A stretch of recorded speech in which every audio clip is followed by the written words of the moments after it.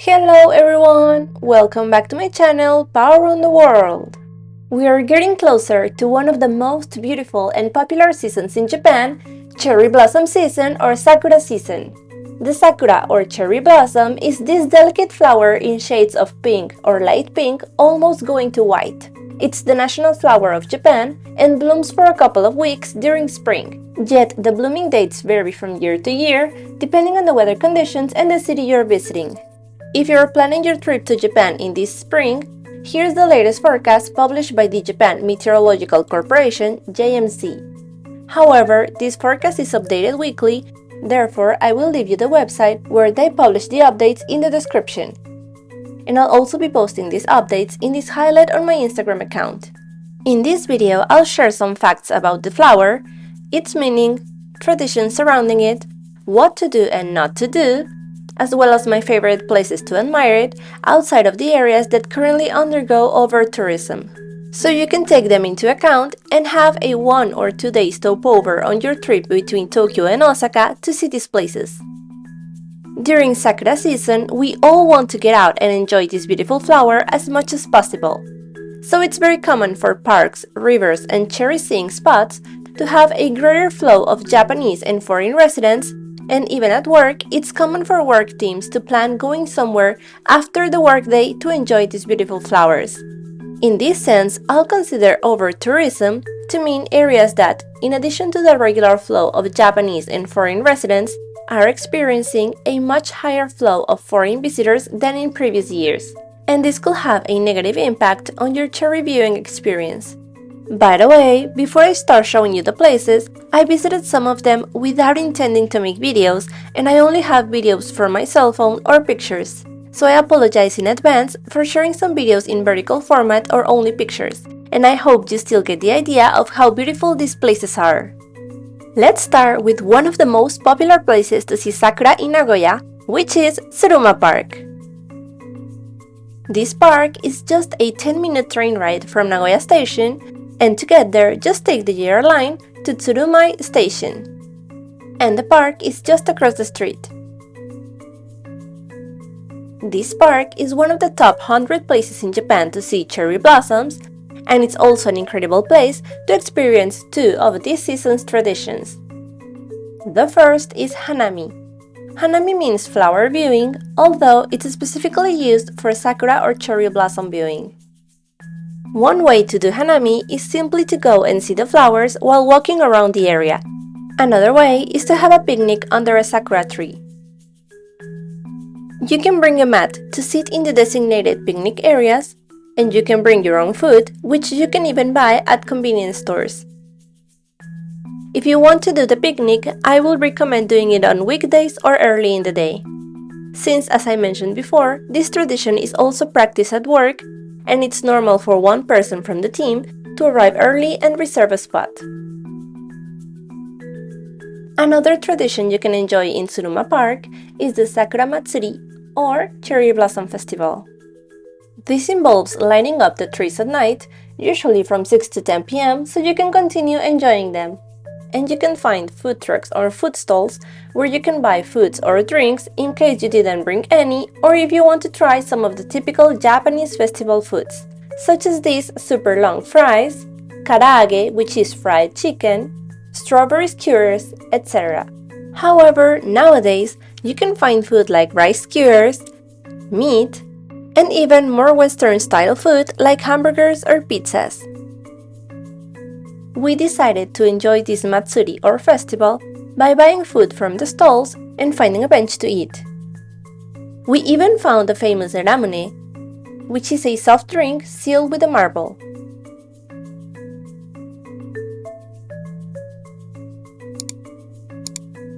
By the way, a custom in Japan is that trash is only thrown in the trash cans at the food stalls where you bought food. So if you bring food from your hotel or Airbnb or from a convenience store, it's best to keep the trash with you and throw it at your accommodation. We continued our Hanami walk and saw some of the approximately 750 sakura trees found in this park. The second place I recommend is also one of Japan's top 100 places for sakura viewing. This spot is located 20 minutes away from Nagoya Station and it's Gojo River in Iwakura. To get there, take the Meitetsu line towards Shinunuma or Inuyama and get off at Iwakura Station. Depending on which train you take, it will take between 12 and 14 minutes. And from Iwakura Station, it's a 6-minute walk. You can start your tour from Katsutoyo Bridge and walk either to the right or to the left and enjoy the incredible views. If you go during the 2 weeks when the cherry blossoms are in peak bloom, you'll be able to see this wonderful show. By the way, this was one of the first places I visited and the photos are from 2018, so my apologies for the quality.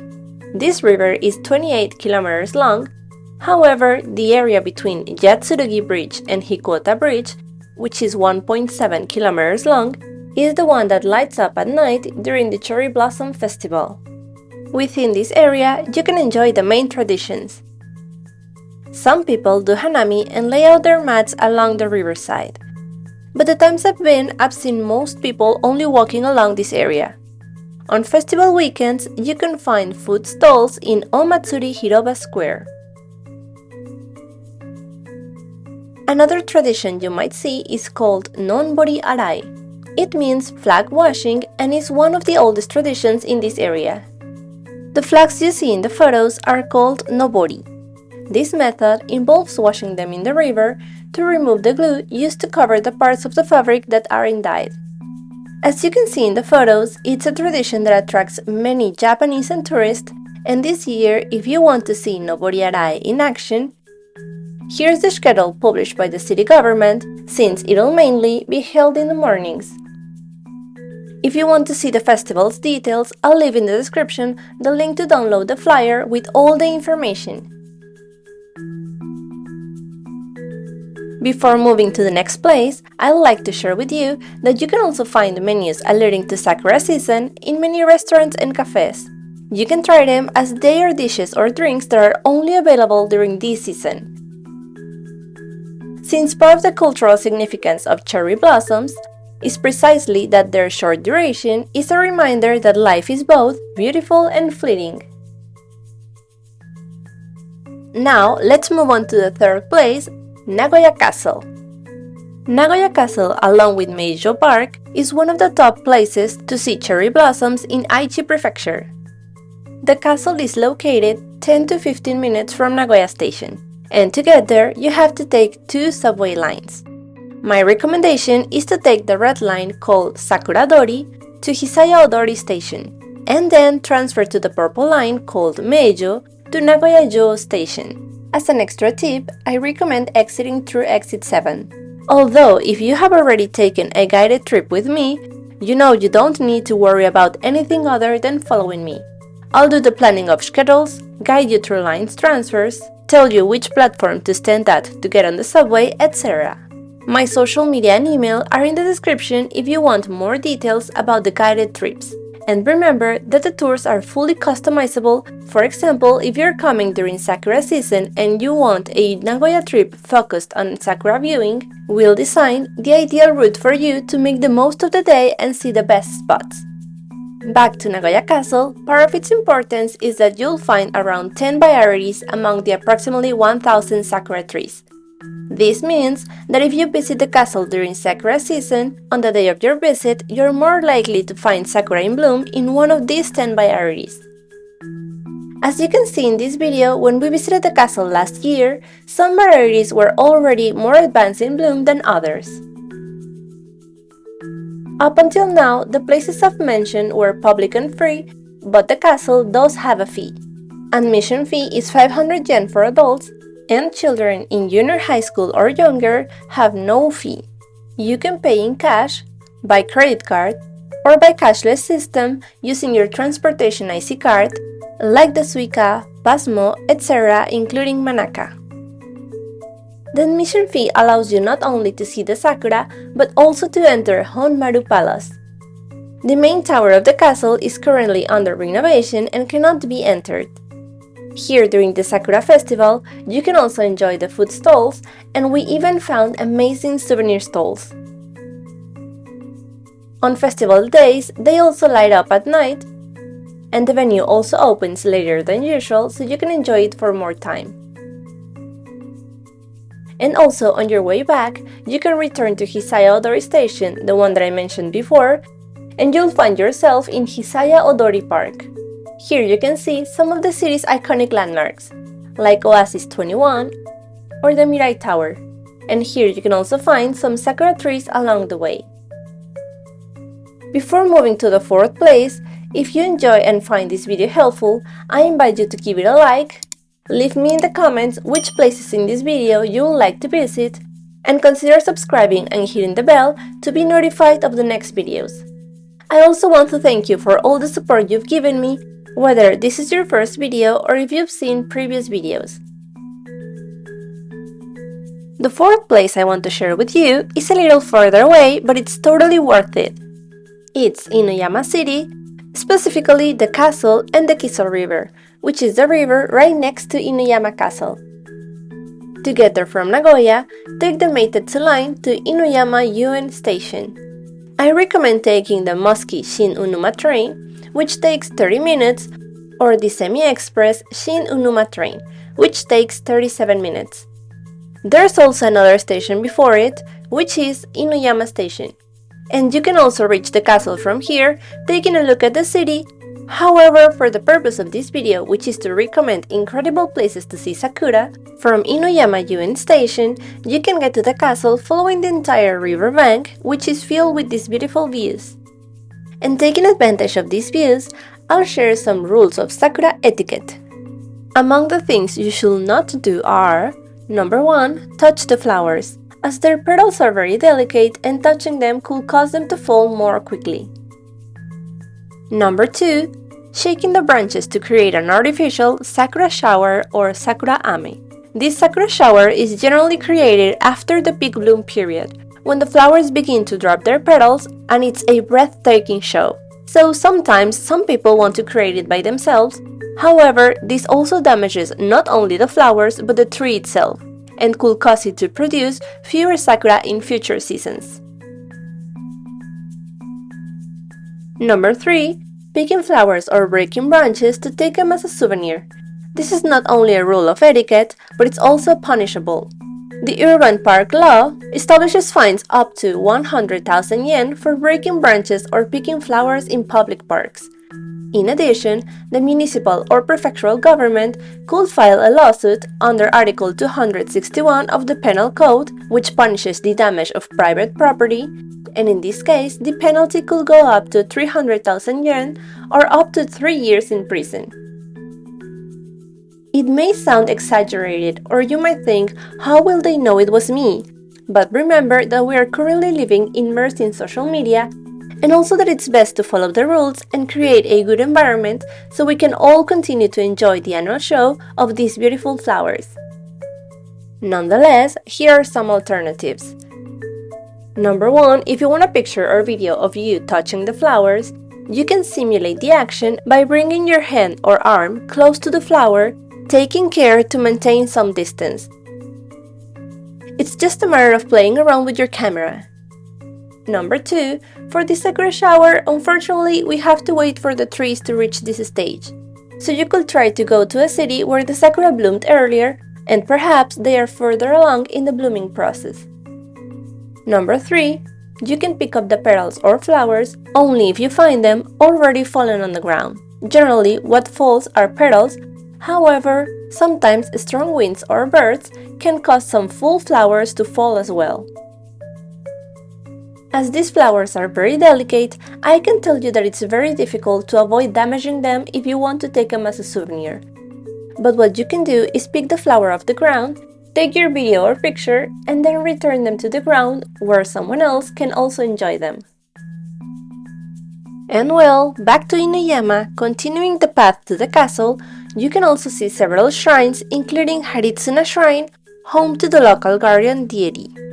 In the surrounding area, you can also see many cherry blossoms, and after you finish viewing the flowers, you can go up to the castle and visit it. This is one of Japan's 12 original castles, and one of the 5 that have been declared national treasure. It's a castle with a lot of history, but I'll tell you all about it in another video dedicated to this castle. Also, if your trip is during the first weekend of April, you can also enjoy the Inuyama Festival. This year, the festival will be on Saturday, April 5th and Sunday, April 6th, but Sunday, April 6th is the main event. Here, I'm sharing part of last year's festival to tell you that the festival's centerpiece is the parade of 13 floats accompanied by the melodies of flutes and drums. The floats are crowned with dolls, however, at night, they are adorned with 365 lanterns. This parade has been a UNESCO Intangible Cultural Heritage since 2016. And well, I'm also planning to go this year, so if you'd like to see the parade live, let me know in the comments below so I can plan a live stream.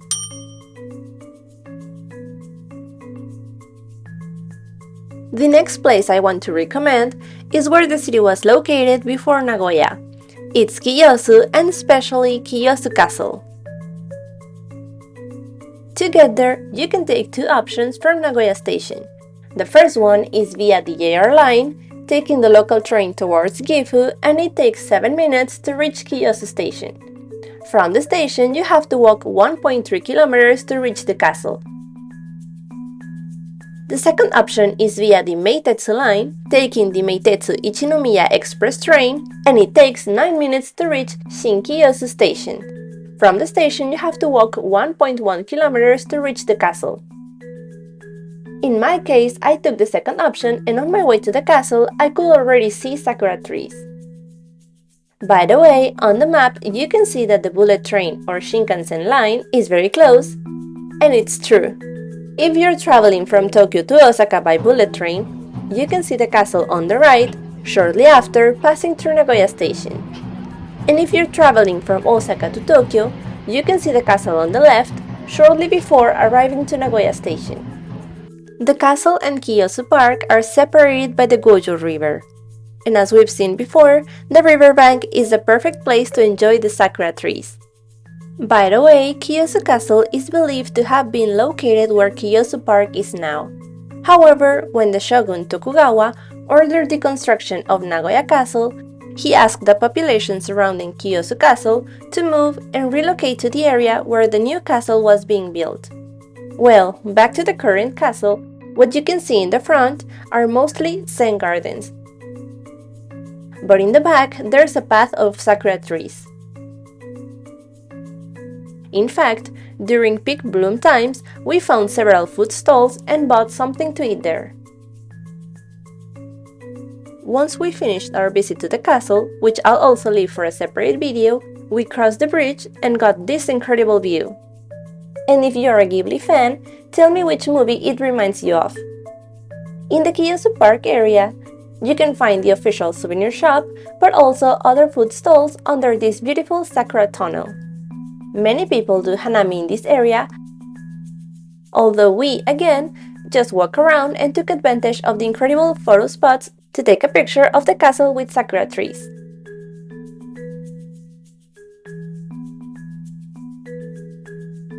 Before moving on to the last two recommendations, I'll share an extra place. I consider it an extra because the location of this place is further from Nagoya. In fact, it's closer to Tokyo, and it's the Chureito Pagoda. It's close to Mount Fuji, and to get there, you can take a bus from Shinjuku Station to Yamanaka-ko and reach Chuodo Shimo Yoshida Stop in approximately 1 hour and 30 minutes. From there, you walk 1.5 kilometers to the observation deck, but from that distance, only the last 600 meters are the climb to the observation deck. And at the bottom, there are several shrines. If you prefer, you can climb the 398 steps or take the path up to the observation deck. Once at the observation deck, you'll get these beautiful views, as this place has 650 sakura trees. Just one point to keep in mind, and that is to go on a day when the weather allows you to see Mount Fuji. This is because it's not always visible. And also, if you don't want to or you cannot go up to the observation deck, you can also get a beautiful view like this from the bottom. This penultimate place is for nature and Shinto spirituality lovers. It's the Ise-jingu Shrine, considered the most sacred place in Japan. To get there from Nagoya, take the Kintetsu line from Nagoya Station. I recommend the Ise-shima line or Toba, which is the fastest route, and after a 1.5-hour journey, get off at Isutsugawa Station, and the bus stop will be right outside the station. The Naikumae bus stop is approximately 5 minutes away, and it's the closest to the shrine. At the beginning of the walk, there are several restaurants and souvenir shops, like these incredible caramel lollipops with very detailed figures. And by the river, you'll start to see the first sakura trees. On the main walk to the shrine, there are even more things to see, such as sake breweries, sakura and other plant bonsai trees, many crafts, etc. Until you reach the torii or shrine gate. From here, you enter the shrine grounds, where there are actually 125 shrines, not only the main one dedicated to Amaterasu. Inside the shrine, you can find several sakura trees of different varieties, such as Somei Yoshino, Yamasakura, and Edo Higan. Just like Nagoya Castle, different varieties mean that the period for enjoying sakura blossoms is slightly extended, making this shrine the third most popular place to enjoy cherry blossoms in Mie Prefecture. Personally, although the sakura trees are more dispersed here, you can appreciate them in a very different way. Seeing them among the greenery, they stand out for their color and give the shrine a unique touch. And if you like to visit Shinto shrines, this is definitely one of the main ones you should visit. Finally, I recommend the most popular place to see cherry blossoms in Mie Prefecture. This place is Nabana no Sato. You may recognize it from my Christmas lighting video for its incredible illuminated tunnel.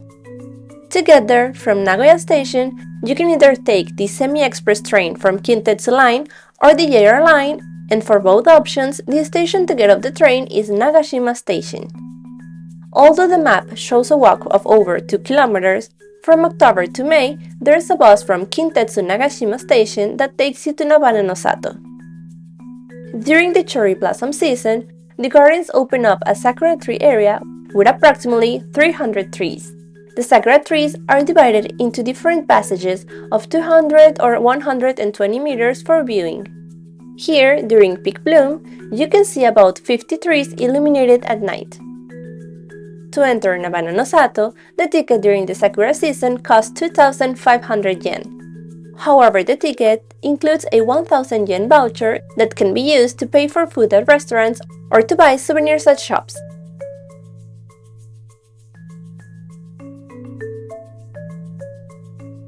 And also, you can get into this observation deck called Fuji Island, which rises 45 meters high and allows you to enjoy a 360-degree view, where you can see both the illuminations from above, as well as views of the city and Nagashima Park. The trip takes about 7 minutes and the movement is slow, so it's safe for children and seniors. To go up, the ticket costs 600 yen for adults and 300 yen for children ages 3 to 12. For this ticket, the official website mentions it's paid in cash. And well, I hope you liked the recommendations. Tell me in the comments below which ones you'll like to visit, and from my side, this year I'll be visiting new places, so if you want to see them before I upload this video update next year, you can follow me on Instagram, where I'll be posting the places I visit in my stories and tag their locations. In the description, you'll find all my social media links. Thanks for watching the video until the end.